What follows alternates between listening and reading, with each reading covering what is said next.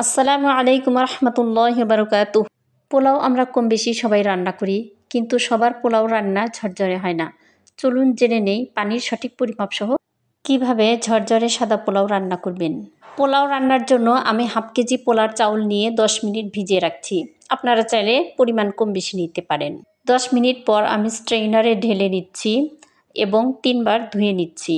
আমার 3বার ধোয়া হয়ে গেছে। এখন আমি স্ট্রেইনারে রেখে দিচ্ছি, এতে পানি ঝরে যাবে।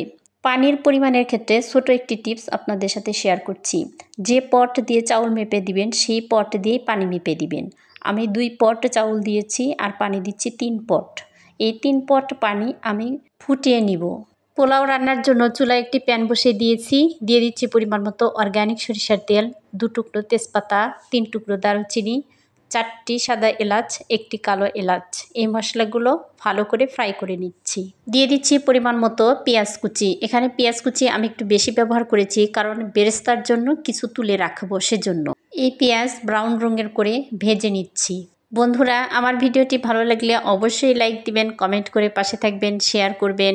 আর ইউটিউব থেকে দেখলে সাবস্ক্রাইব করবেন, ফেসবুক থেকে দেখলে ফলো করতে কিন্তু ভুলবেন না। আসলে কি জানেন, আপনারা যদি লাইক কমেন্ট শেয়ার করেন তাহলে কিন্তু ভিডিও করার আগ্রহ বাড়ে। আমার বেরেস্তা তৈরি হয়ে গিয়েছে, এবার কিছু উঠিয়ে রাখছি। এখন দিয়ে দিচ্ছি 1 চা চামচ আদা পেস্ট এবং স্বাদমতো লবণ।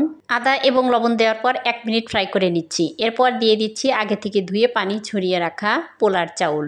পোলার চাউল দিয়ে অনবরত নেড়েচেড়ে ভেজে নিচ্ছি। একেবারে ব্রাউন রঙের করে ভাজতে হবে না, মিডিয়াম ভাজলেই হবে।